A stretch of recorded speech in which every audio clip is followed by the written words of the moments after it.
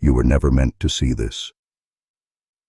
The records were buried, the witnesses silenced, the land condemned under false pretenses, and yet some truths wrought loud enough to be heard through brick and bone.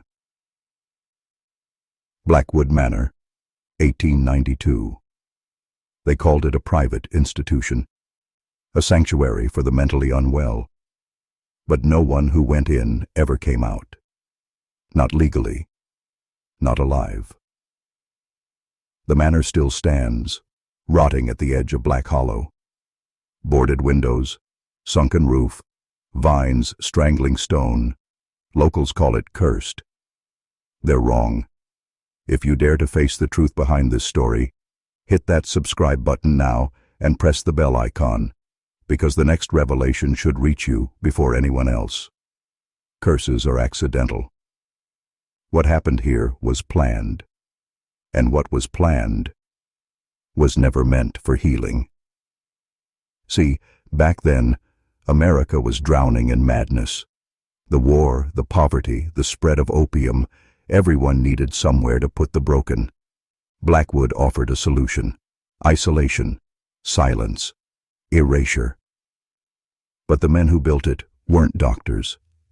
They were researchers, private, wealthy, untraceable. Their experiments weren't about healing, they were about breaking the mind, reshaping it, controlling it. They believed trauma could unlock something, not just obedience, access to what they never wrote down. But the patients changed. Voices in the walls, bleeding eyes, catatonic smiles carved into pale skin, and the sounds, screaming that didn't come from human throats. They burned the West Wing in 1897, 5 years after it opened. Why? Because one of the nurses escaped, and what she carried with her nearly collapsed the town. Her journal was deemed a danger to public order, but fragments survived, smuggled, copied, hidden in old library basements and forgotten police records. It mentions a phrase, repeated again and again. The lights are not off. The lights are not off. What does it mean? Some say it was a trigger, others say it was a warning, a prayer, but those who've read it, they don't sleep, they don't blink. And you're about to follow them. Because this story isn't fiction. It's classified history, and Blackwood wasn't the only one. Beat. But remember, once you learn this, you can't unlearn it. The lights are not off. The lights are not off. Welcome to Blackwood. Now shut the door behind you. The journal began with tremors, scratches of ink, erratic spacing, phrases looping over themselves like the writer's own mind had started to unravel, but underneath the hysteria, something colder lurked. Not fear. Documentation. As if the nurse, Clara Whitlow, knew no one would believe her unless she recorded everything precisely. Her first entry is dated October 3rd, 1892, just weeks after Blackwood opened its doors, and already the staff were uneasy. "Something is wrong with the walls," she wrote. "They hold sound too long." She claimed that voices, not the patients, echoed back minutes after the halls had gone silent. And the patients, they didn't behave like patients. They were lucid at night, perfectly still, as if listening, staring not at the ceiling but through it, toward something no one else could see. At first, Clara thought it was trauma. Then she noticed that the ones who stared that way had all been in room 12. She checked the records. There was no room 12, not on the map, not on the official floor plan, but there was a door behind the infirmary closet, sealed, padlocked, smeared with black wax, and surrounded by cold air that made her vomit every time she passed. She asked the head orderly, Mr. Fenlow, what was behind it. He laughed, not kindly. "That's not a door," he said. "It's a wound." After that, the patients started saying her name, even ones she'd never treated. They whispered it at night, scratched it into bed frames with fingernails. One man choked himself on his own bed sheets, blood vessels in his eyes erupting before he screamed it like a threat. Clara tried to resign. They told her she was free to go. But every train she boarded derailed before it reached the next town. Her family stopped replying to letters. Her fiancé was found drowned in a fountain 500 miles away from where he lived. She wrote, "It knows I'm leaving. It feeds on attention. It needs people to watch it to grow." That was the last thing she wrote before the journal stops mid-sentence. The ink bleeds, the paper warps, the final words barely legible. The lights are not off. They're watching through them. What was it? What lived behind the locked room that didn't exist? Who built this place? And why was it allowed to operate under federal protection? We are not talking about madness. We are talking about design, ritual, control. Blackwood wasn't a failure. It was a prototype. The deeper you dig into Blackwood's creation, the more you realize it was never meant to be an asylum, not in the traditional sense. It was a project, a containment field, built with surgical precision under the guise of mental health care. The architecture alone defies reason. Corridors loop back on themselves without physical space to do so, staircases that descend 5 levels deeper than the building's foundation should allow, and rooms that were not on any blueprint, but showed up in staff memories even after the rooms had never existed. One letter from a visiting inspector dated November 1892 detailed a complaint that his watch stopped working upon entering the East Wing. When he left, the hands spun violently forward, skipping hours. Others reported similar anomalies, doors refusing to open unless the correct phrase was spoken. Not a key, not a passcode, but words, specific incantations whispered in what the journals describe as a language older than sickness. And always the sound, low-frequency hums from the basement that made teeth ache and noses bleed, lights dimming in perfect rhythm to the tremor. This was not malfunction. It was a signal. And Blackwood received it daily at 3:03 a.m. without fail. Locals, what few lived near the manor, claimed the forest went quiet at night. No insects, no birds, just silence and the humming from below. Those who tried to approach the manor after dark vanished. No bodies, no footprints. Only their dogs returned, eyes wide, tongues blackened. Meanwhile, patients were sent here from very specific places, orphanages with histories of abuse, churches involved in occult scandals, families with bloodlines tied to ancient cults. These weren't ordinary inmates. They were ingredients, selected, collected, watched.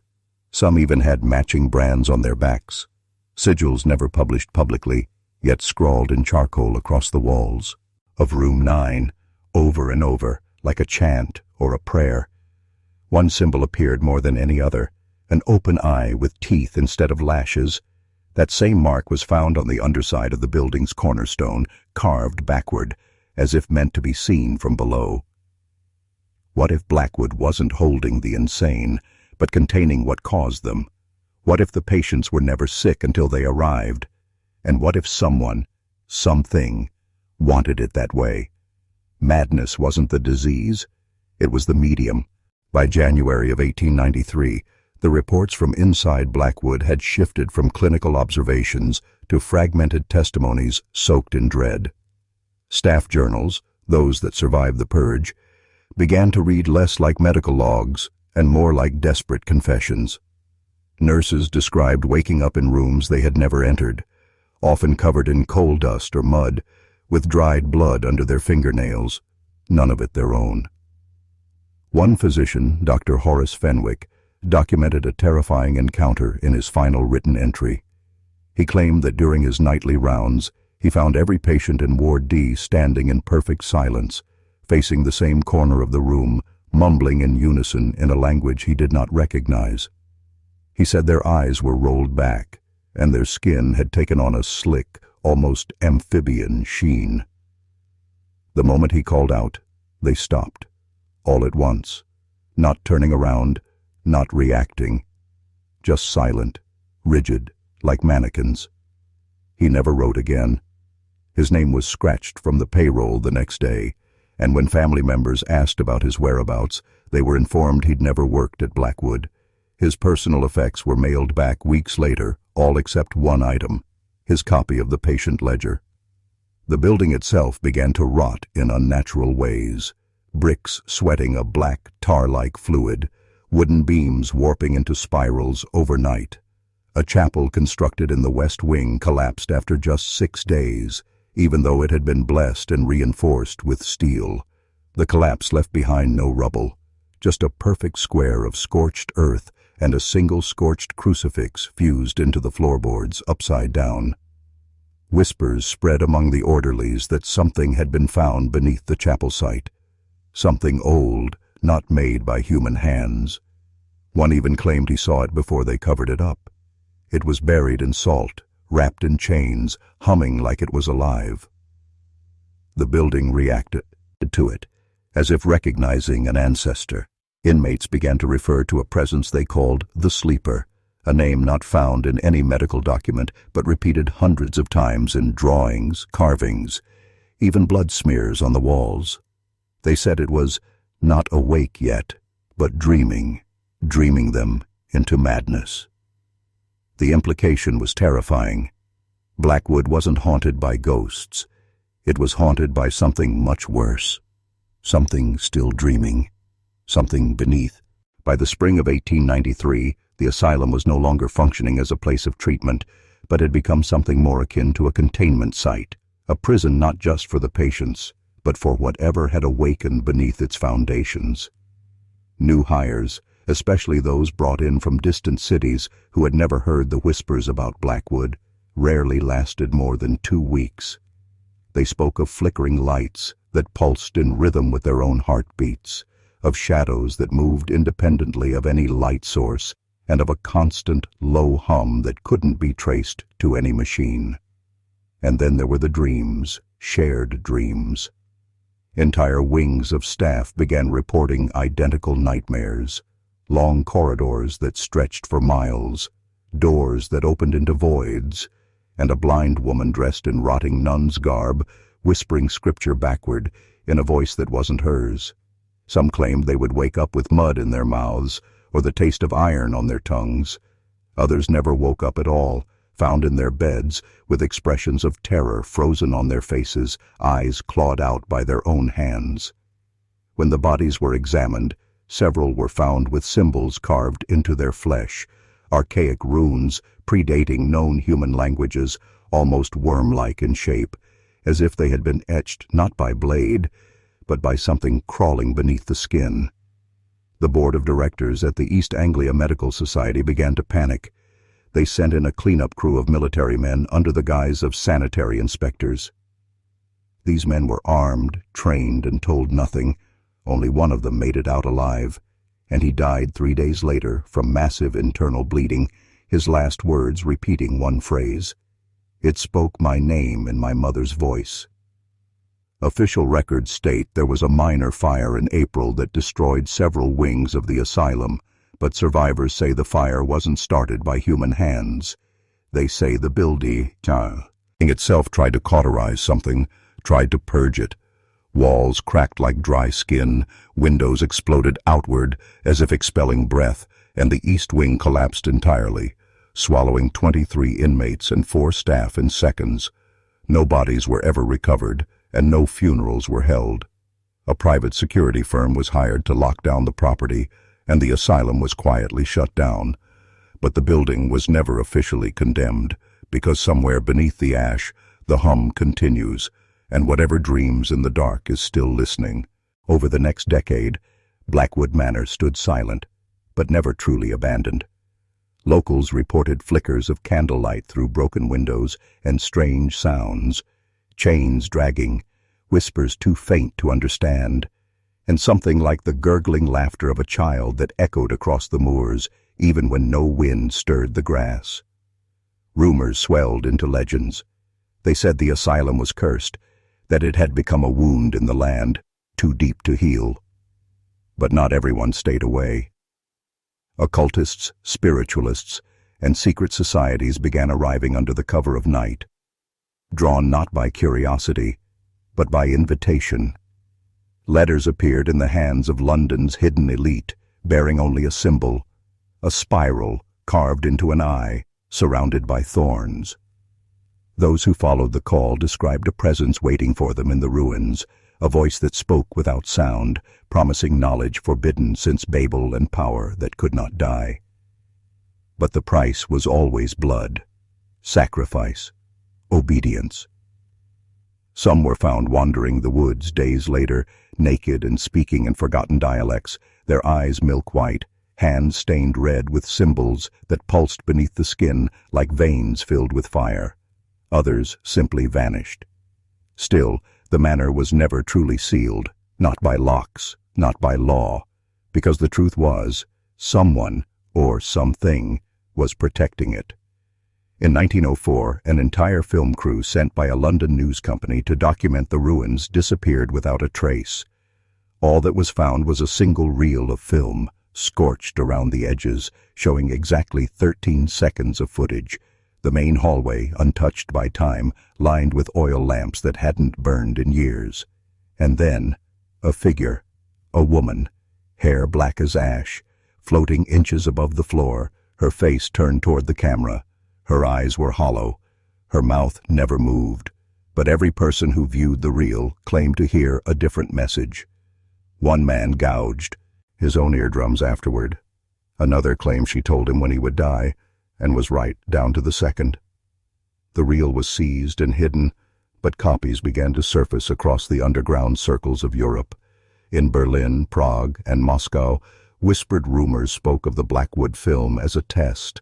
Only those who heard the voice and survived were worthy to return to the manor, return to the threshold, and whatever it was guarding.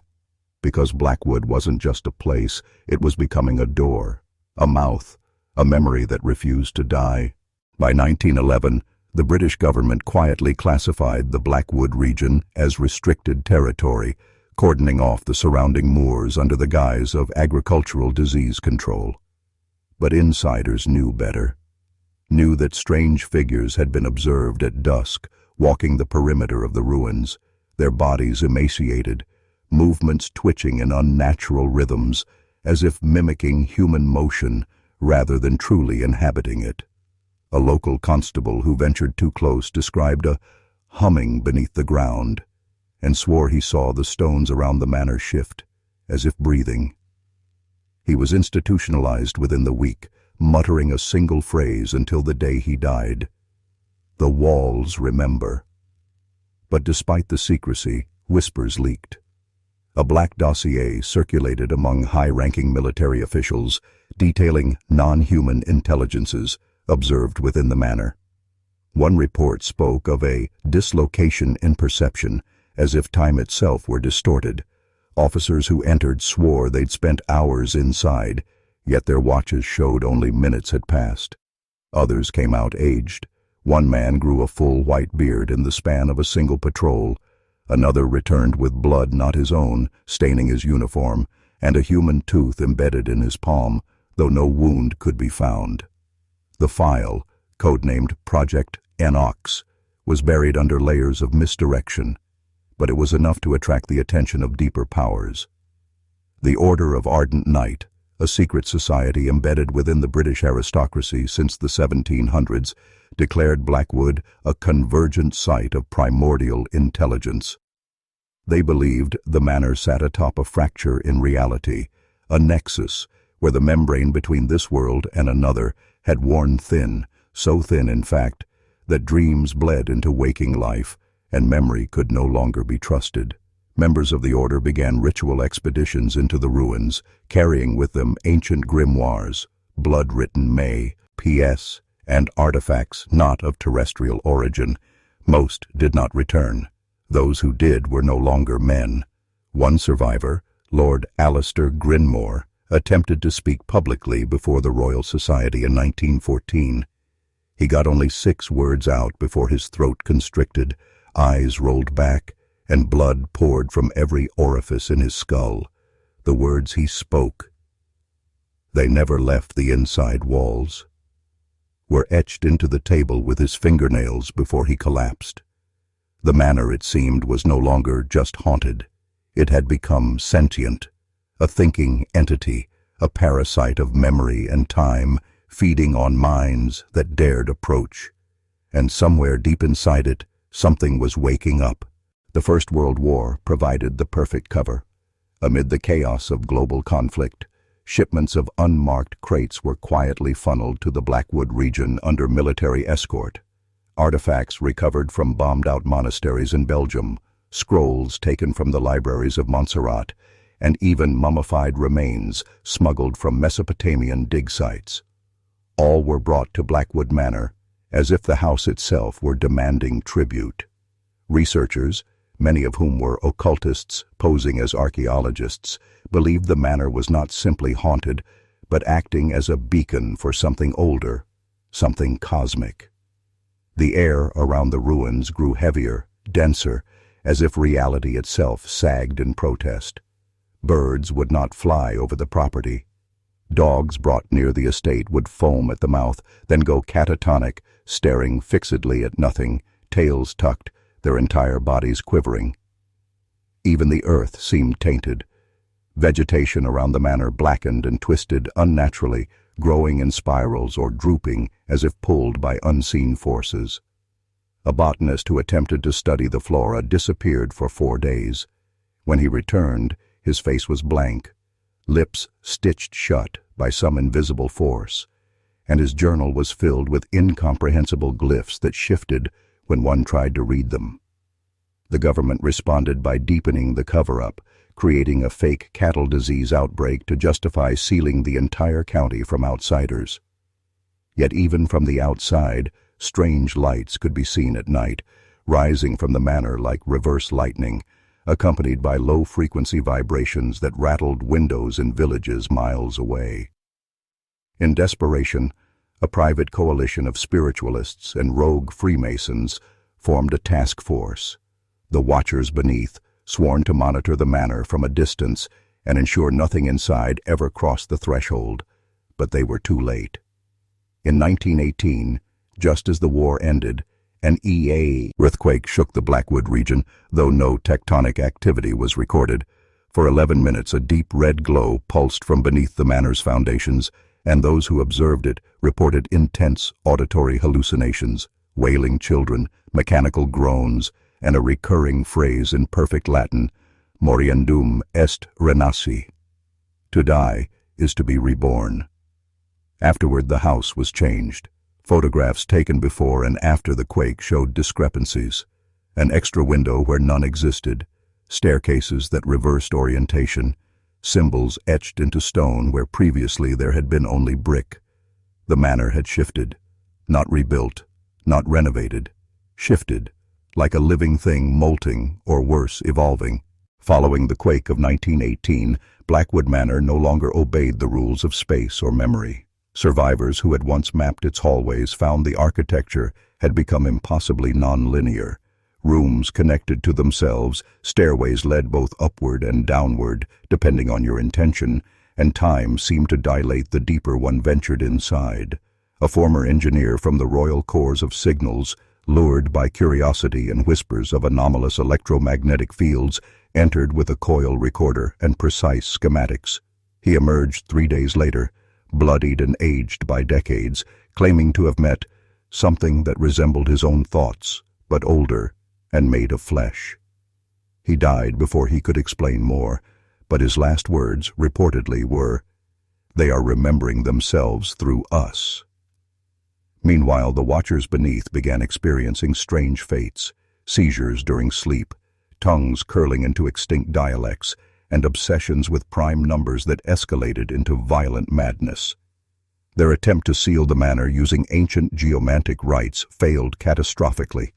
The ritual circle inverted itself mid-incantation, and every mirror in a 5-mile radius shattered at the exact same moment. In response, the British government issued an unprecedented edict. All public records of Blackwood Manor were to be purged or rewritten. Maps were redrawn, postal routes erased, and even train lines rerouted to create a blind zone around the estate. But silence couldn't suppress what was growing inside. Reports surfaced of low-frequency humming under the soil, of weather anomalies centered directly above the manor, snowfall in August, copper-tinted rain, and clouds that held their shape for weeks without moving. One pilot, flying reconnaissance, swore he saw a colossal shadow beneath the clouds, a structure or organism far larger than the manor itself, pulsing rhythmically, as if Brea, thing. After this, air travel over the region was quietly forbidden. Then came the sleep incidents. Residents in surrounding towns began waking up miles from home, barefoot and dazed. Always pointed in the direction of Blackwood Manor. They claimed they were being called, though none could say by what. Some had carved glyphs into their own skin, symbols matching those found on pre-Sumerian artifacts from Eridu and Göbekli Tepe. Every culture, every epoch, seemed to echo this place, as if Blackwood Manor was not merely a building, but a nexus where the minds of civilizations bleed together across time. A rupture in continuity, an intelligence born not from biology, but from recursion and myth, gaining mass by feeding on our need to understand it. By 1925, the manor had evolved into something more than ruin, more than haunted architecture. It became a crucible for consciousness, warping those who approached it not just physically, but ontologically. People who entered even for seconds reported inexplicable shifts in identity, sudden memories of lives they never lived, languages they'd never learned fluently pouring from their mouths, and visions of futures that hadn't happened yet. One nun from a nearby convent was found in a field 7 miles from the estate, her hands bound with her own rosary, muttering mathematical equations that, when deciphered, corresponded with non-Euclidean geometries still not recognized by contemporary physics. The Vatican, upon retrieving her, sealed her away in a monastery beneath Mount Subasio and declared her the bearer of the unnameable. Around the same time, a series of violent suicides occurred within a 3-mile radius. School teachers, farmers, clergymen, all leaving behind cryptic notes in near-identical handwriting, despite no connection between them. Each note contained the phrase, "The house remembers us more clearly than we remember ourselves." This revelation terrified even the most hardened researchers, prompting a group of rogue American occultists, survivors of the Montauk experiments, to infiltrate the manor with advanced psychic shielding and hypnotic nullification protocols. None returned. A month later, telegrams were received from a desert outpost in Persia, containing phrases and drawings only those men could have known. When the messages were traced, no such outpost existed. The manor, it seemed, was no longer just a fixed place in England. It had become metaphysically contagious, infecting geography itself, bleeding into minds and maps alike. Scholars of the arcane began referring to it not as a location, but as a cognitive parasite, a mimetic entity that said itself as architecture while incubating in the psyche of humanity. People no longer needed to be near it to be consumed. One professor at Oxford, who had only studied aerial photographs of the manor, lost all ability to read left to right. His thoughts began to move in spirals, and he took his own life by carving a doorway into the stone walls of his office. The shape matched exactly the entrance to the manor's original east wing, sealed since 1902. It was becoming clearer. Blackwood Manor wasn't abandoned. It was hibernating, gathering awareness, creating echoes of itself in human minds. And we, unknowingly, were its architects, dreaming its halls before they were ever built.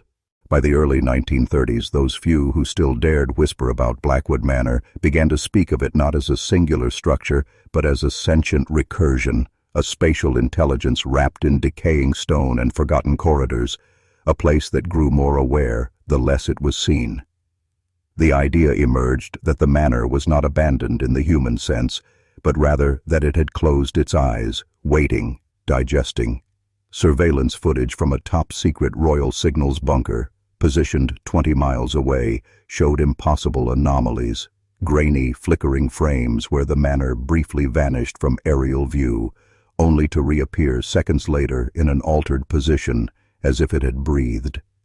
It was around this time that high-frequency radio operators across Europe began receiving synchronized transmissions, indecipherable tones at first, but then layered with guttural human sounds, not quite language, not quite noise.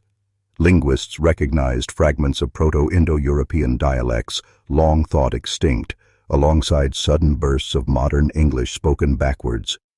One chilling message, once reversed and slowed down, clearly stated, "Do not awaken the sleeping corridor. Time is not what you believe." Panic swept through the highest levels of British intelligence. Project Nocturne was established in secret, with the goal of isolating the manor from the human collective unconscious, an effort not just to contain it physically, but to erase its conceptual footprint from dreams, maps, and memory. Hundreds of civilians in nearby towns were relocated under the guise of chemical contamination. Entire families vanished into temporary housing that was never recorded again. Even documents from this period began to disintegrate shortly after being archived, ink bleeding like open wounds, paper curling into ash without fire. Meanwhile, independent dream researchers, unaware of these efforts, began to report shared hallucinations of endless halls, clocks that ticked counterclockwise, and a mirror that, once stared into, reflected not oneself, but an ancient door carved with the name Asylum. One survivor of these dreams gouged out his own eyes, muttering the phrase, "The door opened inside my skull." From that point forward, a new horror took root. What if the manor was not only real, but also psychospatial, spreading not through stone or soil, but through ideas? What if every telling, every whisper, every archival attempt was feeding it, building it again piece by piece in the hidden places of our collective mind?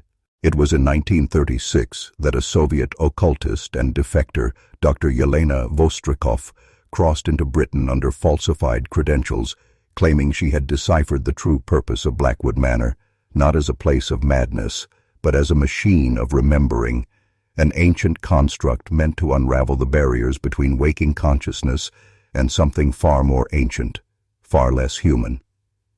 She described similar structures scattered across the Caucasus and deep Siberia, places where the ground groaned with magnetic anomalies and entire villages had vanished in a single hour, leaving only melted clocks and still ticking hearts suspended in amber.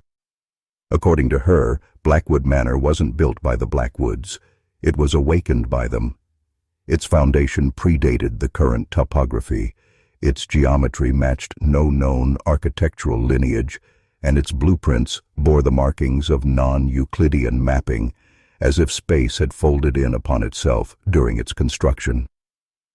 Vostrikov brought with her a journal, a stitched leather codex bound in a material that appeared to be aged human skin, filled with diagrams of mechanical organs, dream circuits, and looping phrases in forgotten languages that mirrored those heard in the phantom radio transmissions. British intelligence dismissed her at first, but that changed when she led them through a forgotten entrance buried beneath an overgrown mausoleum a mile south of the manor. There, they found a staircase that spiraled downward without turning, descending for 30 minutes into what they would later call the core. It was a chamber of impossible acoustics, where sound doubled back on itself and whispers from the past repeated themselves out of order. The walls pulsed like a slowed heartbeat. In the center sat a throne, not for a human, not built for anything with vertebrae, but surrounded by what appeared to be human teeth arranged in concentric spirals, each one inscribed with dates from future centuries. One agent touched the throne and immediately collapsed, his body decomposing in real time, accelerating through decades of decay within seconds, leaving only a calcified husk etched with runes no one dared translate. Vostrikov warned them. The manor was not a house. It was a mnemonic virus, a sentient memory engine designed to archive and resurrect forgotten epochs through consciousness itself. Every memory extracted, every hidden trauma uncovered was stored and played back into the minds of those who dared enter. The deeper you went, the more it knew you. And once it knew you, it remembered you forever. By the winter of 1940, as the world spiraled into global war and shadows lengthened across Europe, British intelligence quietly commissioned the Special Operations Executive to investigate Blackwood Manor under a false pretense, Operation Greyhall. While the war raged in the skies, a smaller, quieter battle was unfolding beneath the manor's rotting bones. They recruited men and women who could keep secrets, psychologists, cryptographers, occult historians, and soldiers with no surviving families. The SOE team was instructed to recover cognitive anomalies and locate what was now being called the mnemosyne engine, the theorized heart of the manor's psychic mechanism. What they encountered, however, was not a machine in any traditional sense, but a labyrinth of consciousness folded through ritual architecture and maintained by residual will. One operative, Lieutenant James Harker, documented his descent into the lower levels in a series of frantic, typewritten reports smuggled out in hollowed-out books. He claimed time no longer moved linearly underground. His watch would jump backwards hours at a time, wounds would open before injuries were inflicted, and he encountered echoes of himself, bleeding from the eyes and screaming warnings in reversed Latin. He described doors that whispered in his dead mother's voice and walls that exhaled warm air as if alive. Worse still, he claimed something had followed them down there, something that remembered being human, but no longer bore the limits of flesh. Harker called it the archivist, a sentient residue of the manor's original purpose, neither ghost nor demon, but an echo of the consciousness that first unlocked the engine. It did not speak. It transferred knowledge, flooding minds with lifetimes of forgotten memories, flooding dreams with wars that had never happened and cities that had never existed. Several team members succumbed to seizures, repeating ancient dialects as their brains hemorrhaged under the strain of impossible memories. One agent attempted to set fire to the core, but was swallowed by the floor itself, his screams echoing in reverse for hours. When the mission was finally aborted, the entrance was sealed and camouflaged under concrete and forest. But the manor didn't forget. Survivors reported years of vivid, shared hallucinations, dreams bleeding into reality, and objects appearing in their homes that they never owned. Black and white photographs of strangers with no eyes, nursery rhymes whispered through disconnected radios. And beneath it all, a growing certainty. Blackwood Manor was not dormant. It was waiting. In the years that followed the SOE's retreat, Blackwood Manor became more than an abandoned estate. It became a gravitational wound in the landscape of memory itself, a place where reality frayed and history began to knot and tangle. Local legends multiplied like tumors, hikers who vanished without a trace, children who returned from playing near the woods with knowledge of events they had no way of knowing, plane crashes that hadn't happened yet, the names of unborn siblings, and fragments of extinct languages spoken in sleep. One girl, age 7, described in perfect German the detailed specifications of a U-boat design not declassified until 1992. Her father, a war veteran, burned all her drawings in terror, schematics of impossible machines and sigils that matched those once etched on the asylum's sub-basement doors. What the villagers didn't know was that MI5 had secretly declared the area around Blackwood a cognitive quarantine zone, and for decades, shadow agents disguised as forestry officers patrolled its perimeter, intercepting anyone who came too close. Beneath the earth, sensors placed by British intelligence still pulsed with inexplicable data. Temporal dislocations, magnetic spirals, and bursts of infrasound that triggered nausea, vertigo, and inexplicable euphoria. Something beneath the manor was still moving, slowly unfolding like an idea returning to consciousness. In 1958, during an unusually violent geomagnetic storm, The equipment detected a burst of coded transmissions in Morse, repeating 3 Latin words over and over: meminisse, non licet, memento, to remember, not permitted, remember.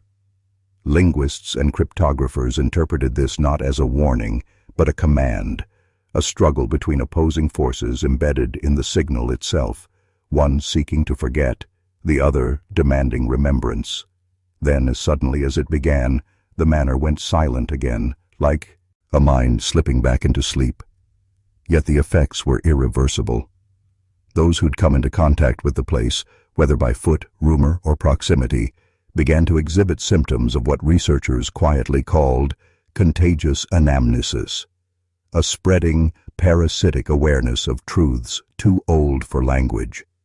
Dreams of crucified kings and hollow suns, whispered conversations with voices trapped inside reflections, and visions of an impossible machine, not made of gears or wires, but will, memory, sacrifice.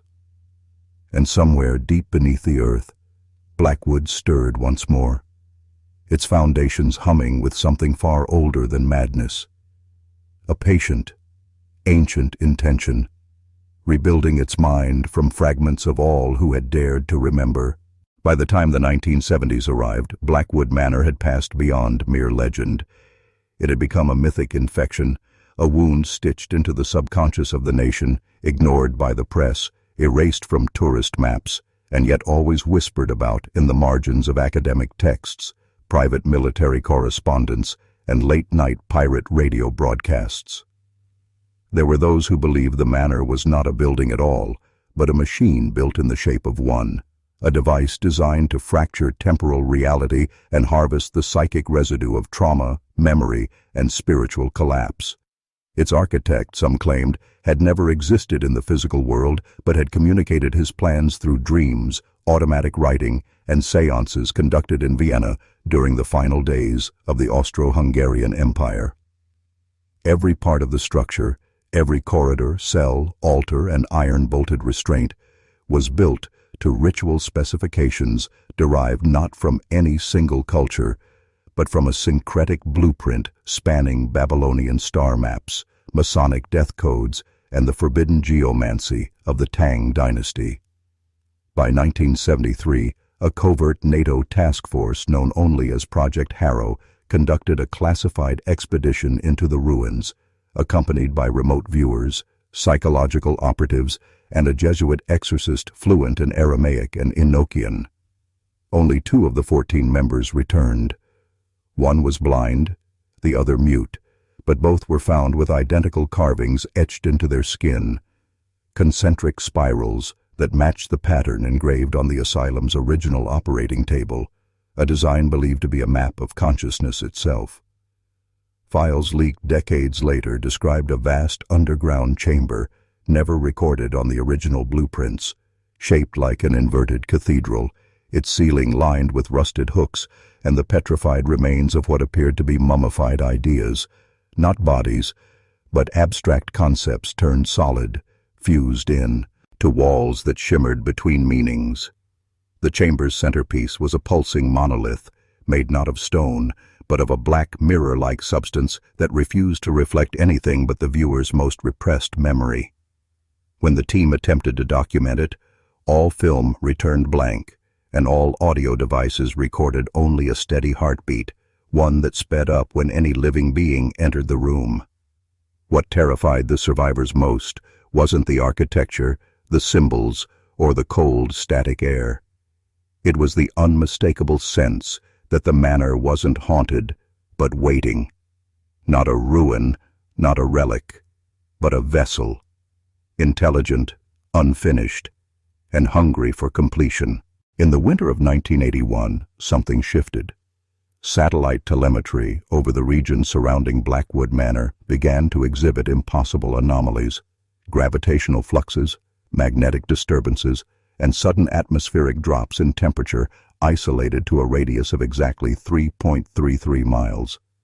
Civilian aircraft reported compass failures when flying over the area, and 2 helicopters, one belonging to a local news station and the other to a private oil surveyor, vanished entirely, with no wreckage ever found, only a looping radio signal repeating the same coordinates followed by the phrase, "The mouth opens when the name is remembered." This phrase appeared again weeks later, scrawled in ash on the side of a farmhouse 12 miles from the estate, alongside symbols later identified as Proto-Sumerian warnings used in necromantic isolation rituals. What no one knew at the time was that the estate had begun emitting patterns, not sound, not light, but rhythmic shifts in probability itself. People living nearby started reporting dreams they couldn't wake from, entire families walking into the woods and never returning, and animals found mutilated in geometrically perfect spirals with no blood and no footprints nearby. One researcher, a parapsychologist from the University of Chicago working off grant money funneled through a pharmaceutical front, claimed that the manor was acting as a kind of beacon or tuning fork, aligning itself to something far beyond the physical world. She was institutionalized less than a month after publishing her initial findings, her brain riddled with lesions, and her speech reduced to numbers spoken in an unbroken monotone. Around the same time, children across the Midwest began drawing images of a house with no windows and an underground tree bleeding black sap, often accompanied by the phrase, "It walks when the clock stops." These drawings bore a terrifying similarity, too. Sketches found in the belongings of long-dead Blackwood patients, despite being separated by nearly a century and thousands of miles. Military contractors were brought in under the guise of soil contamination remediation, but those who lived near the estate knew better. They'd seen the trucks arrive only at night, carrying cables, containment units, and men who never spoke and wore mirrored visors, even in the dark. The consensus among local legends and declassified black-budget documents is this: something beneath Blackwood was no longer content to sleep. The manor had become an interface, an altar and a wound, and it was beginning to remember what it had been built to open. By the time 1982 dawned, Blackwood Manor had been cordoned off entirely, not by the government, but by something much older, an invisible perimeter of dread, where technology malfunctioned, birds refused to fly, and even time itself seemed reluctant to pass. Local accounts describe clocks freezing for exactly 13 minutes every midnight within a 5-mile radius, during which radios would only emit static layered with distant children's laughter, and what some claimed were the cries of animals that hadn't existed for millions of years. Underground, beneath the crumbling foundation, seismographic equipment placed by a rogue geological team detected not tectonic movement, but rhythmic pulsations, heartbeats, slow, deliberate, increasing in strength and frequency. And then came the whisper plague.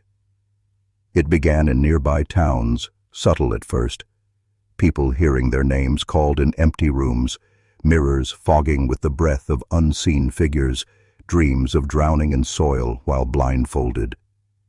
Then, entire families disappeared overnight, their homes left immaculate save for one common detail: a child's drawing on the wall, painted in some kind of biological fluid, always showing the same thing: Blackwood Manor as viewed from beneath, its foundations wrapped in enormous roots that coiled like serpents around sleeping figures with no eyes and too many mouths. A retired linguist named Dr. Elena Kovash attempted to translate the symbols etched into the manor's original blueprints, discovered in a private Yale archive, and found they corresponded not to any human dialect, but to phonetic mappings designed for entities that did not perceive time linearly. She disappeared shortly after sending her last transmission, which ended mid-sentence, cut off by what sounded like a deep inhalation from something impossibly close to the microphone. Meanwhile, documents retrieved under FOIA requests revealed that in 1967, Blackwood had been classified as a Class 5 null site by an obscure branch of NATO's Psychic Warfare Division, meaning it was not just a threat, it was an attractor, a seed planted by hands not born of this earth. Whatever lay beneath the manor was not dead, merely dormant, and each passing decade had served as nourishment. The events of the early 80s were merely contractions, signs that the thing gestating in the dark was nearing its term, and the few who understood the signs knew the truth. Blackwood Manor was not abandoned. It was waiting, and soon it would no longer be alone. In the late autumn of 1986, a trespasser known only as Marlowe, a fringe journalist with a reputation for infiltrating Cold War-era black sites, slipped through the forest perimeter with nothing but a flashlight, a cassette recorder, and a pocket-sized crucifix. His audio logs, smuggled out posthumously by a contact who claimed to have found them buried in a hollow tree near Lake Parrish, remain some of the most disturbing first-hand accounts tied to Blackwood Manor. The first night's entry began with disbelief. No guards, no fences, just this feeling, like I walked into someone's lungs. But as he pressed deeper into the remains of the manor, the logs descended into a madness that felt less like delusion and more like revelation. He spoke of rooms rearranging themselves when he wasn't looking, staircases that ended in windows showing events from his own past, and voices, always behind him, never ahead, whispering secrets he had never told a soul. At one point, the recording captured Marlowe sobbing uncontrollably as he described a hole in the basement floor, circular, obsidian, rimmed with thousands of tiny, blinking eyes that pulsed in rhythm with his heartbeat. He said it was calling out, not with words, but with memories that weren't his, childhoods, betrayals, executions, entire lives flashing behind his eyes. Then, on the third tape, everything changed. The tone shifted from terror to devotion. "It's not evil," he whispered. "It's beautiful. We were wrong to fear it. It doesn't want to hurt us. It wants to change us." By the fourth tape, his voice was different, deeper, layered with a second inhuman resonance. He spoke in tongues no linguist has yet been able to identify. The fifth and final tape was blank, save for 27 minutes of silence, followed by a single phrase spoken clearly in Marlowe's voice. "The womb is open." He was never seen again. Not dead, not alive. Just gone, like dozens before him. But the chilling part wasn't his disappearance. It was what happened after. The manor's structure began subtly regenerating, as though the act of being seen, acknowledged, believed in, fed it. Walls reappeared, lights flickered on. Neighbors reported seeing silhouettes pacing behind the shattered windows. The house was waking up, and the watchers, the ones who'd been monitoring the site since the 50s, no longer believed containment. Be born. And Marlowe's tapes were its lullabies, its invocation, the catalyst that accelerated its awakening. The watchers, a network of clandestine operatives embedded across universities, psychiatric facilities, and intelligence branches, began to vanish or go silent, as if acknowledging the futility of their long-held containment rituals. Files marked Project Umbra were shredded, vaults sealed in concrete, and entire field offices burned from within by accidents no arson investigator could credibly explain.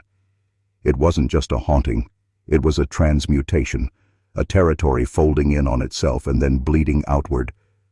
What had been confined to the physical shell of the manor now bled into surrounding woods, into dreams of those living miles away, into shortwave static that turned unintelligible but familiar the longer one listened.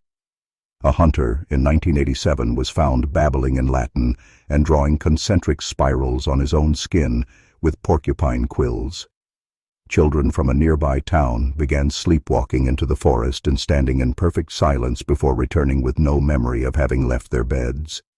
And Blackwood itself, once easily photographed and mapped, began rejecting mechanical observation. Cameras malfunctioned, GPS coordinates spiraled into impossible fractals, and thermal scans showed temperatures colder than absolute zero. Something was rewriting physics. But it wasn't just a distortion of space, it was memory itself that started collapsing around it. Families who had lived near Blackwood for generations began denying its existence even when presented with photographs of their own homes in its shadow. Deeds were erased from county records. Librarians swore they'd never heard of the place, even as they shelved books that mentioned it by name. It was as if Blackwood was unmaking the very idea of being known, pulling its history into a black hole of collective amnesia. But one fragment of resistance remained. A survivor from the early 70s, institutionalized under the pseudonym Patient M, who screamed a single phrase every night at precisely 3:33 a.m. "It's not a house, it's an egg." And suddenly, everything clicked. Blackwood wasn't haunted. It was gestating, and each human tragedy inside its walls, the madness, the disappearances, the blood rituals, wasn't evidence of corruption, but nutrition. Fuel for an intelligence incubating within a metaphysical shell, patiently waiting for the right alignment of belief, memory, and flesh to split it open from the inside. The watchers didn't flee because they were scared. They fled because they knew something was coming through, and no one was ready. And then, on the night of the equinox in 1992, exactly 100 years after Blackwood Manor was officially condemned, the shell cracked, not with an explosion or fanfare, but with silence so dense and absolute that every bird, every insect, every leaf within a 6-mile radius ceased to move. A radius of deathly stillness settled like a dome, and within it, time distorted. Emergency crews sent in to investigate the sudden atmospheric anomaly lost contact 43 seconds after entry, though their body cameras, recovered later with no explanation as to how they made it out, recorded 3 days' worth of footage in those brief seconds. The footage showed no creatures, no obvious threat, just the men walking through corridors that should not have existed, rooms that geometrically contradicted the blueprints, stairwells that led down for what seemed like miles without reaching a bottom. The men began speaking in different voices, one in the tone of a child long dead, another in a language known only to ancient Mesopotamian priesthoods. One by one, they removed their radios, laid down their weapons, and vanished into corners of the building that closed like mouths behind them. When researchers tried to slow down the footage frame by frame, at precisely 1 hour, 33 minutes, and 33 seconds, a single frame flickered in, one not recorded by any of the known devices.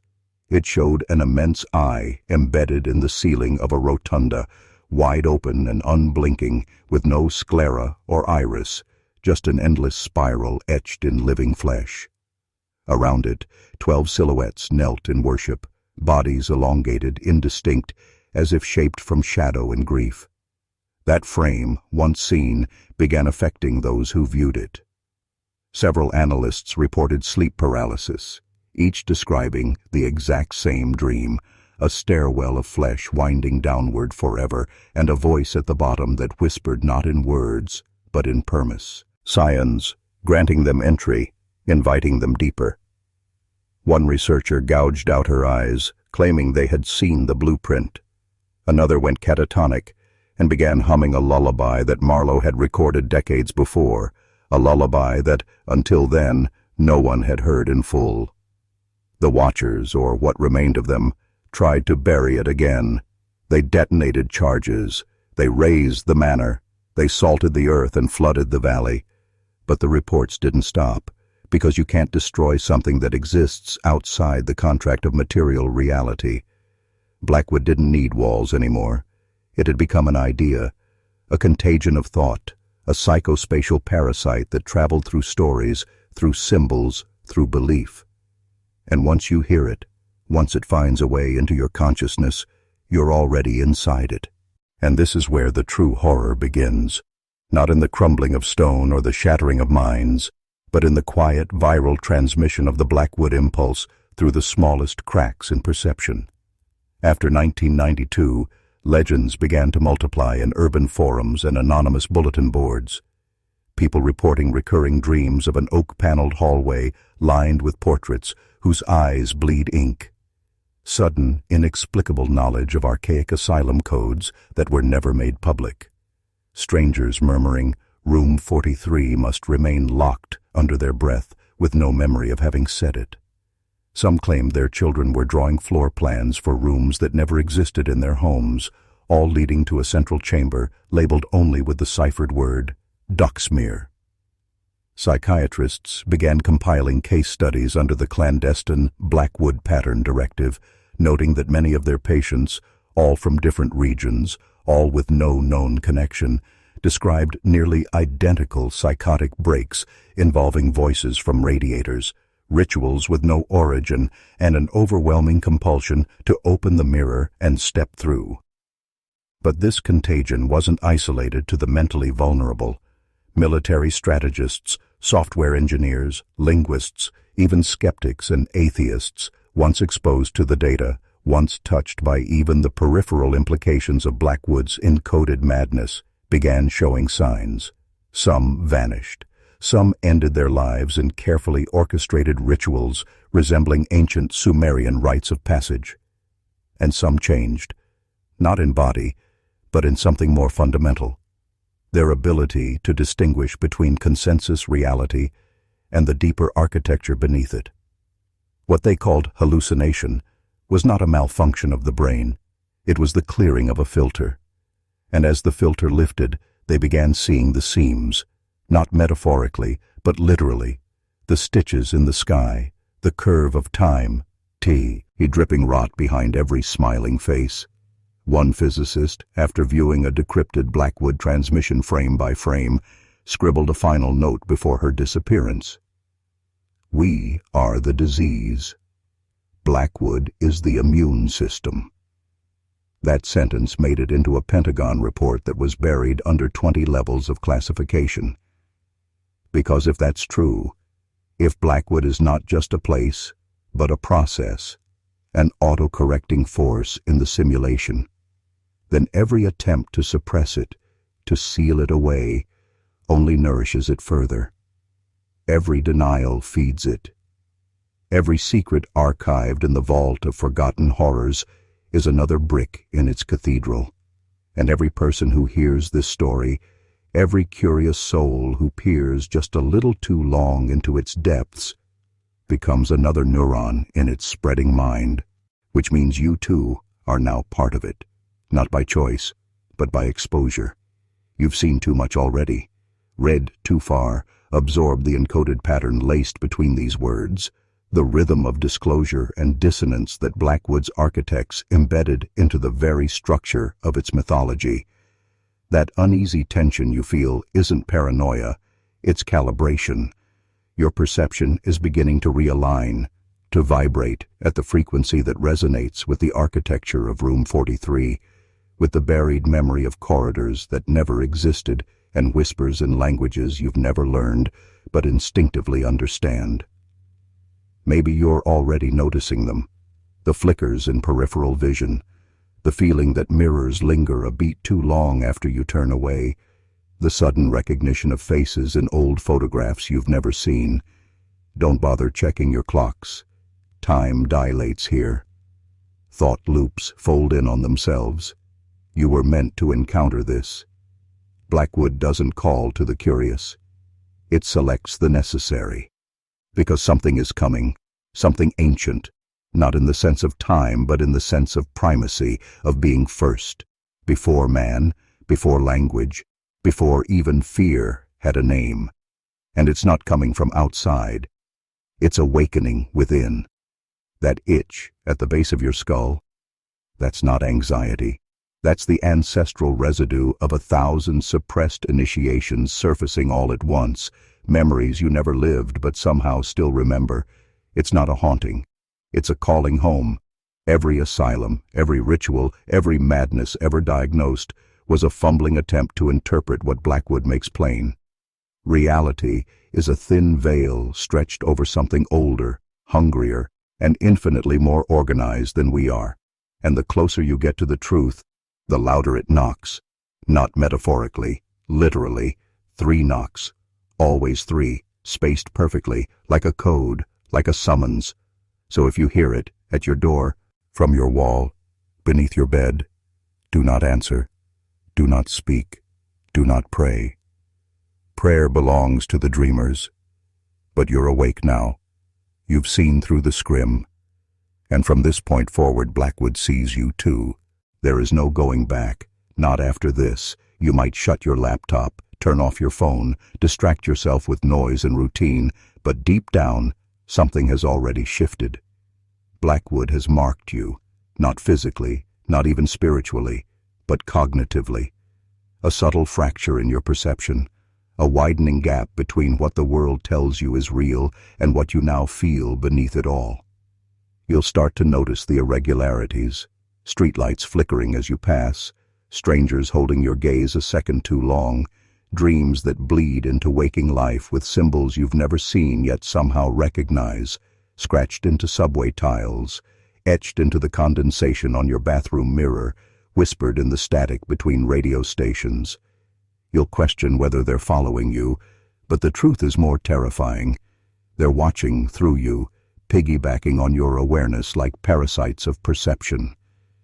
That's how Blackwood spreads, not through infection, through attention. The more you think about it, the more real it becomes. Every memory you replay, every theory you chase, every clue you revisit feeds it. Because Blackwood isn't a place, it's a pattern, a self-replicating echo embedded in consciousness itself, engineered long before humanity had language to even question it. That asylum was merely a focal point, an anchor where the veil thinned just enough for the world to catch a glimpse of what waits on the other side. And those patients, those doctors, those broken souls, they weren't mad. They were attuned, unlucky enough to hear the frequency without the luxury of forgetting. You still have a chance. You haven't heard the sound yet, the one that loops beneath silence, the one that reshapes your thoughts like clay and makes your dreams curl back in terror. But you will, because once Blackwood chooses you, it waits, patiently. It doesn't chase, it seeps, and when it finds thus, hollow places inside you, the unresolved grief, the unspoken guilt, the lingering dread you've never told anyone about, it will use them as keys, not to open doors, but to close them, to trap you, to transform you. And the worst part? You'll understand why. You'll agree. Because understanding is the final trap. That's what no one tells you. The more you piece it together, the more you see the horrifying logic behind it all. The rituals disguised as medical procedures, the screams mistaken for madness, the patients who weren't ill but invited, chosen not at random, but according to something deeper, older than any diagnosis. The records didn't lie. They protected the truth by drowning it in bureaucracy, in redacted reports, in footnotes nobody read. And now that you've dug through it, now that you've heard the names, followed the blueprints of the manor's underground levels that weren't on any official map, and recognized the cipher carved into the floor beneath Dr. Halberg's office, it's already inside you. The shape, the symbol, the recursion. You don't see it directly, but your mind is rearranging around it. You'll start to speak words you don't remember learning, feel emotions that don't match the moment, and notice that reflections delay just a fraction of a second too long. That's not paranoia, it's calibration. Blackwood is syncing with you. You open the door with curiosity, but it will be understanding that locks it behind you. There is a reason those who escaped were never coherent again. They didn't go mad. They saw too much of the pattern. They saw how Blackwood is just a node in a wider structure, one that stretches across continents, centuries, and institutions. How the asylum wasn't built on cursed ground. It was placed precisely where the barrier was weakest, a geo-spiritual fault line where dream, memory, and nightmare bleed together. And now you know where other nodes are. You've seen the same architecture in places that should have no connection. A hospital wing in Budapest, a boarding school in Maine, a decommissioned satellite array in Western Australia. All following the same geometric alignments, all showing signs of activation. And it's no longer about stopping it. It never was. It's about becoming part of it. That's the secret every initiate learns. The more you resist, the more it absorbs. But if you surrender, if you let it reshape you, then you don't vanish. You evolve. You transcend. And that is the most seductive horror of all, the realization that maybe, just maybe, you want it. Because wanting it is the final betrayal, not of others, but of yourself. The moment the hunger takes root in you, the shift is irreversible. You don't decide to surrender. You rationalize it, like a slow infection of reason. First, it's curiosity. Then, it's justification. And then, it's reverence. You begin to see the beauty in the design, the elegance of the suffering, the precision of the madness. You replay the sounds from Blackwood not as cries for help, but as notes in a symphony you were never meant to hear. You revisit Dr. Halberg's journals not with disgust, but with admiration, noting how he flirted with annihilation and danced along the razor's edge of forbidden knowledge. His failure wasn't his cruelty, it was his doubt. That fatal flicker of conscience that made the pattern reject him, made it erase him. But you've shown no such weakness.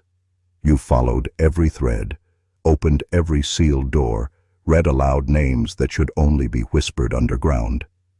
And now the manor responds to you, not with violence, but with recognition. The shadows no longer hide from your gaze, they bow. The walls shift subtly, realigning their angles so you no longer lose your way. The cold air wraps around you like a forgotten memory, like an old friend. And it begins to dawn on you that perhaps Blackwood was never haunted.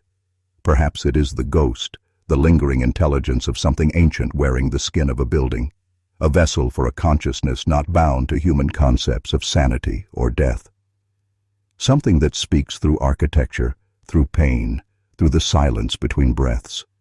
And in that silence you begin to hear it, not as a voice, but as a resonance deep in your bones, a hum that vibrates with secret knowledge. That's when you understand. You are no longer an outsider looking in. You are the answer the asylum has been waiting for. You are not investigating its secrets. You are completing them. Your presence was not an accident. You were drawn, selected, prepared, and the final horror is not what Blackwood has done to others. It's what it's made you become. And how natural it became.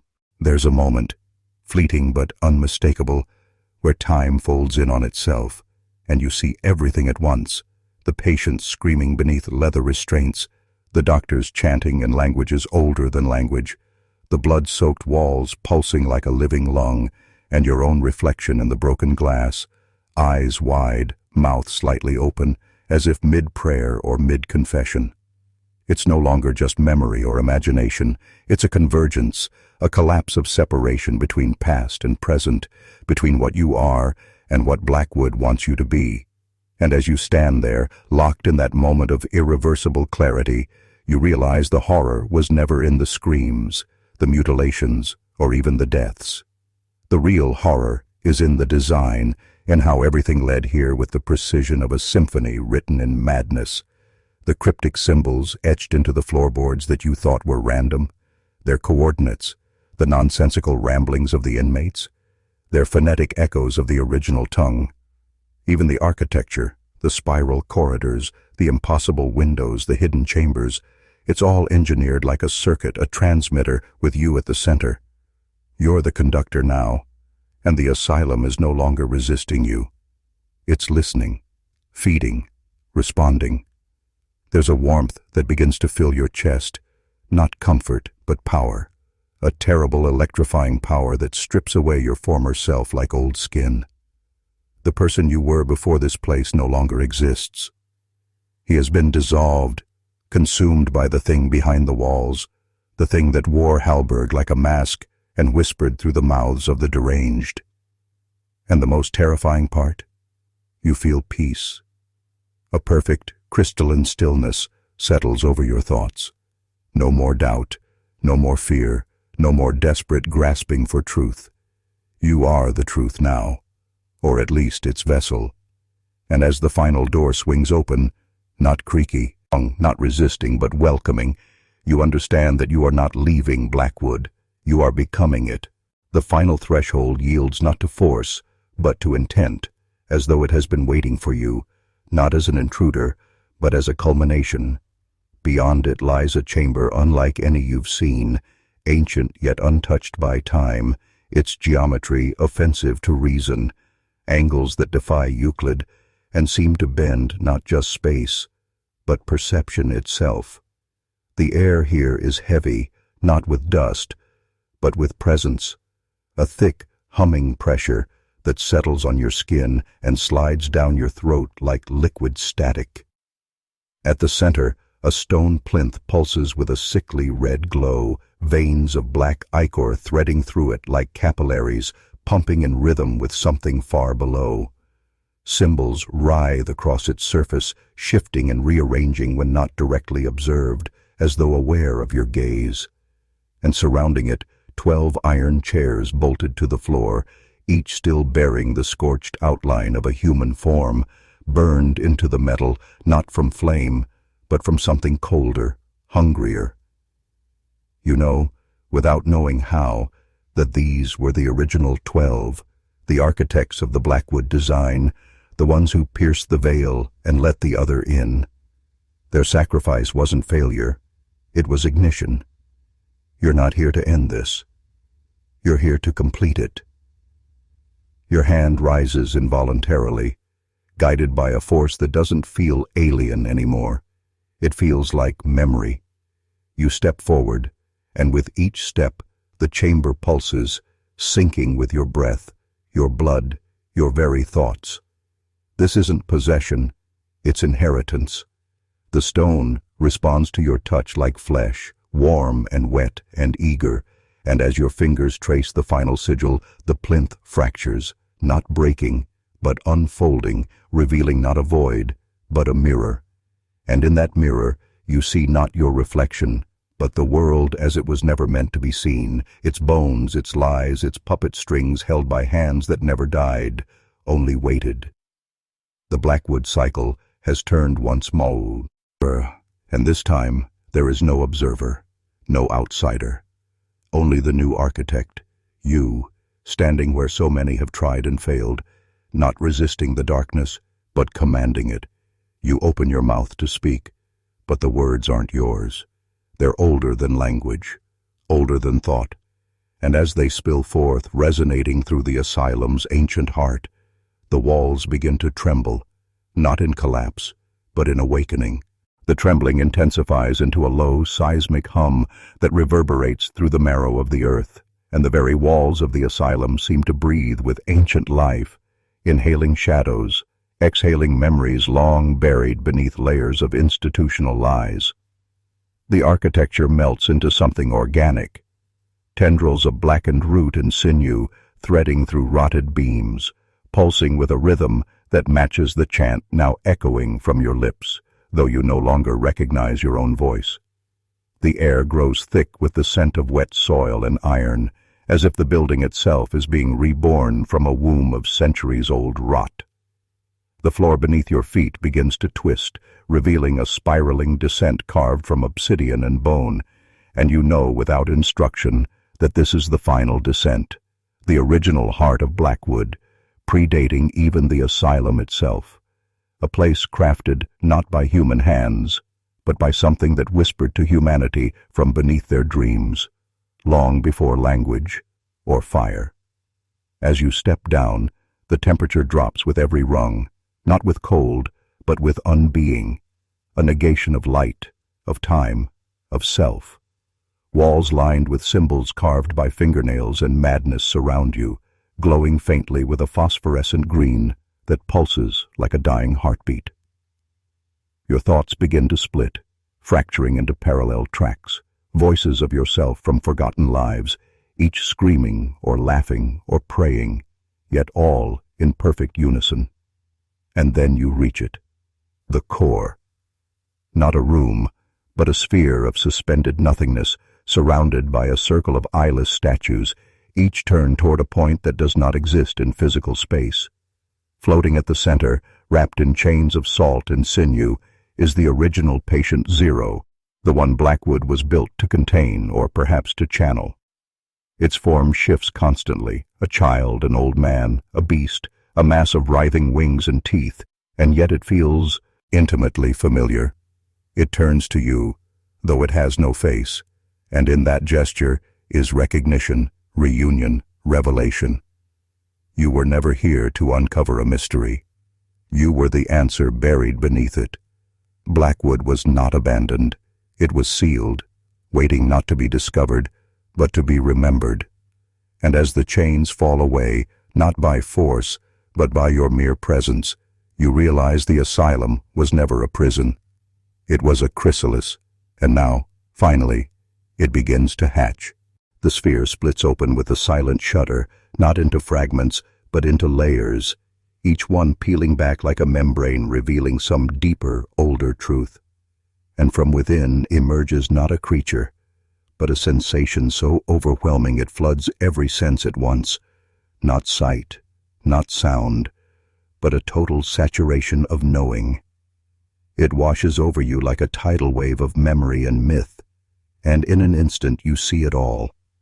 The construction of Blackwood atop an ancient convergence of ley lines, not by accident, but by design.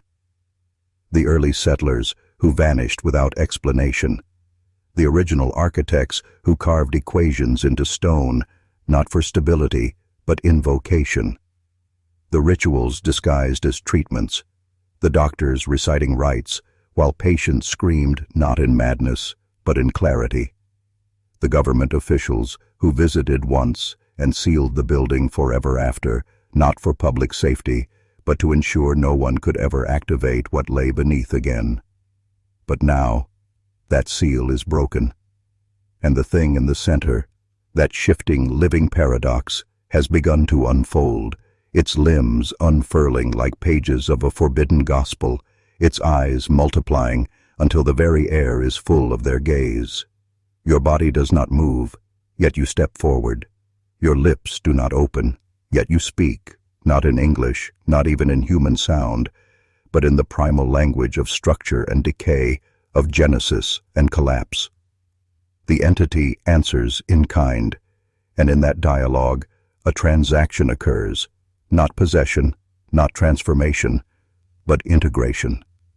Your mind becomes the final layer of the asylum, the last corridor in which its purpose is fulfilled. You feel the entire building awaken, not as stone or wood or institution, but as an organism stretching after a long hibernation. Doors open, not with hinges, but with intention. The ghosts of the patients, those who never left, whose cries were dismissed as delusion, now stand at attention, their hollow eyes fixed on you in reverence or fear. Somewhere above, reality begins to ripple. Time bends. Technology fails. The stars realign. The world has no idea what has just re-entered it. And in the deep thundering pulse of Blackwood's awakening, you understand at last. This place was not a monument to insanity. It was a seed, planted in the soil of secrecy and watered by centuries of suffering. And now, under your gaze, it blossoms into something that cannot be categorized by science or faith, only witnessed and obeyed. From deep within the soil beneath Blackwood, something ancient responds, no longer dormant, no longer content to whisper through cracked walls or flicker in forgotten dreams. The very foundations begin to pulse, as if breathing for the first time in centuries, and the walls shift imperceptibly, aligning themselves not to gravity, but to some older geometry, one that predates the earth itself. The symbols scrawled in blood and soot by the mad are now revealed as glyphs of perfect symmetry, messages etched for this exact moment, messages only you can now read, not with comprehension, but with embodiment. They aren't instructions, they are reminders, and every step you take inside the asylum echoes like a bell struck in a realm beyond sound, waking others. You feel them, intelligences not bound by flesh or form, crowding the edges of perception, slipping through tears in space like liquid shadow, whispering their names into the marrow of your bones. They are not evil, not good. They are correct, and their arrival marks the end of the lie that was history. Machines begin to seize across the globe. Satellites lose orbit. Clocks drift. A chill of premonition ripples through the minds of those attuned to the veil, and they know, though they do not understand, that the age of silence is over. Your breath fogs, though the air is warm, and when you exhale, it does not vanish. It lingers, shaping itself into diagrams you have never studied, but now understand completely. Time folds, and you see the birth of the asylum, its construction under cover of storm, the rites embedded in the bricks, the sacrifices entombed in the floorboards.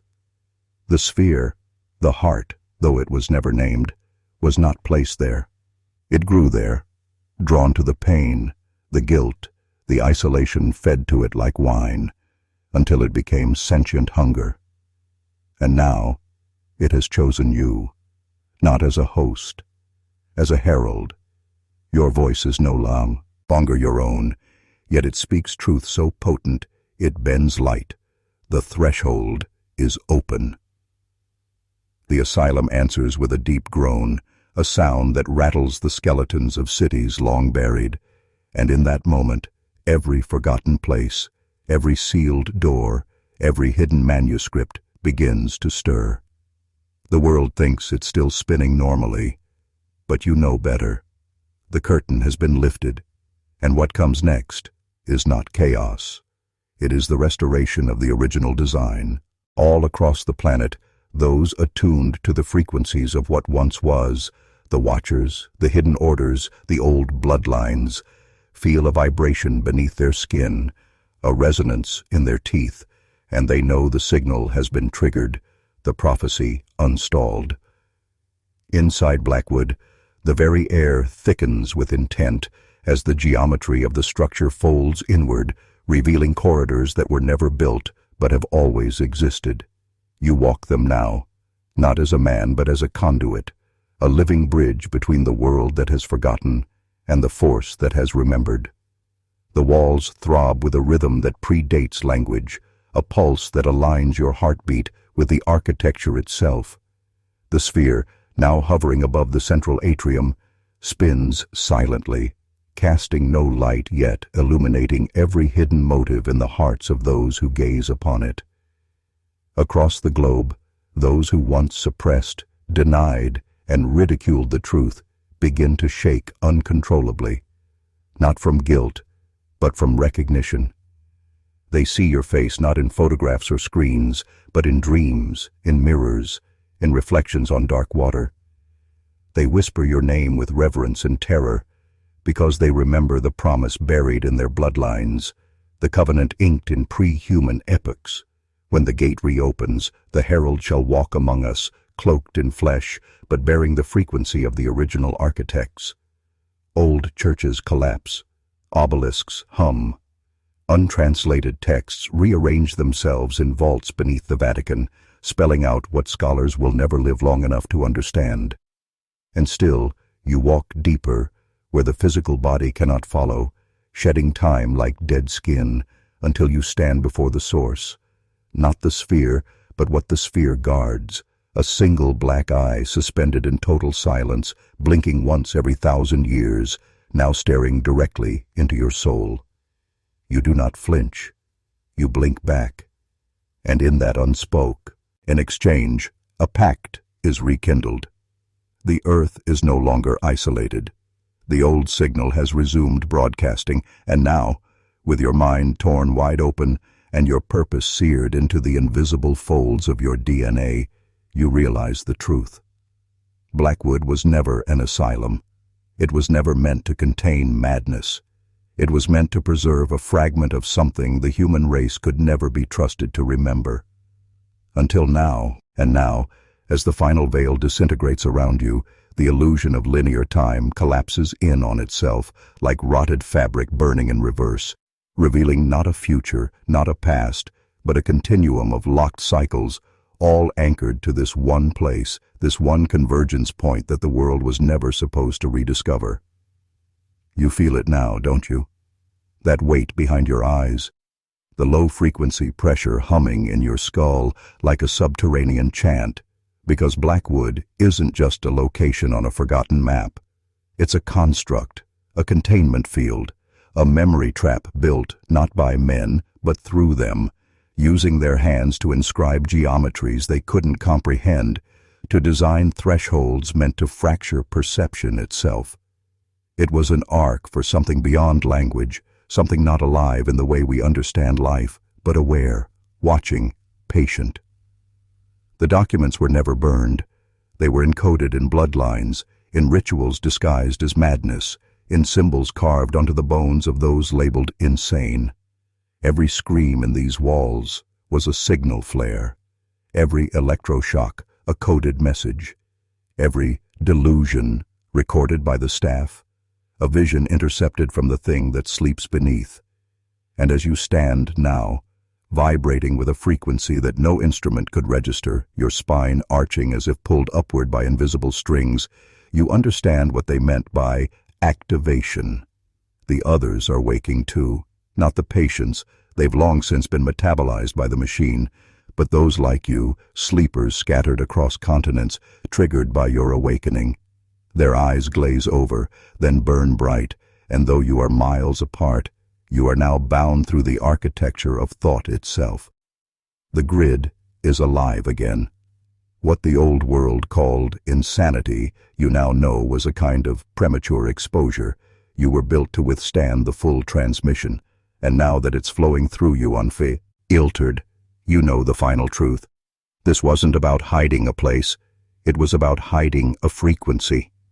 And now that it's loose, the world will begin to unravel, not with fire or flood, but with the sudden, inescapable awareness that reality has always been a facade, and that something else, older, colder, and infinitely more intelligent, has always been watching through the cracks.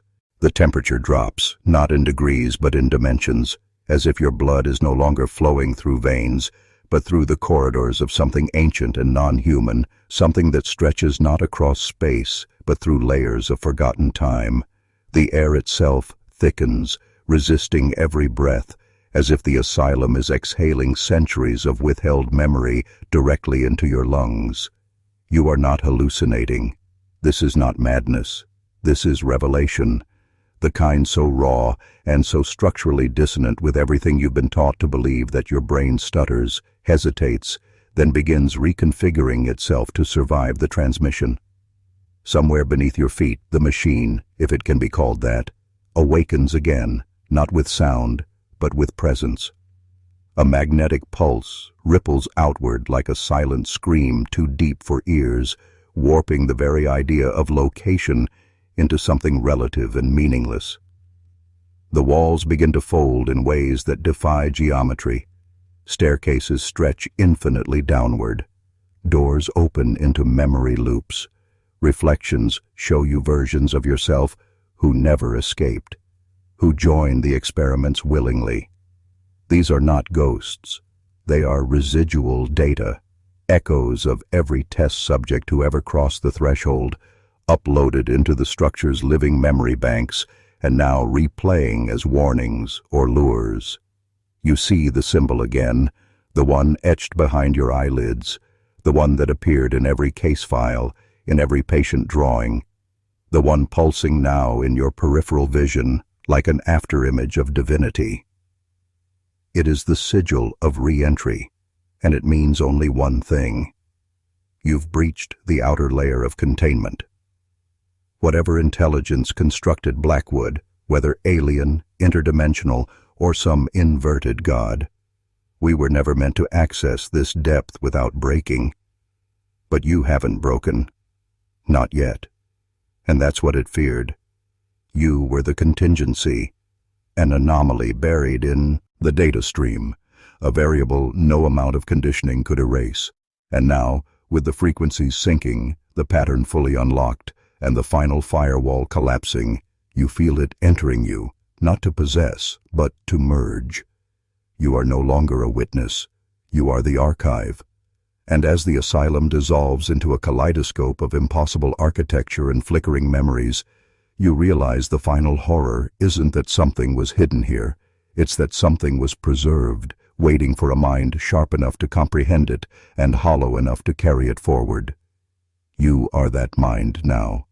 You are the vessel, and there is no going back.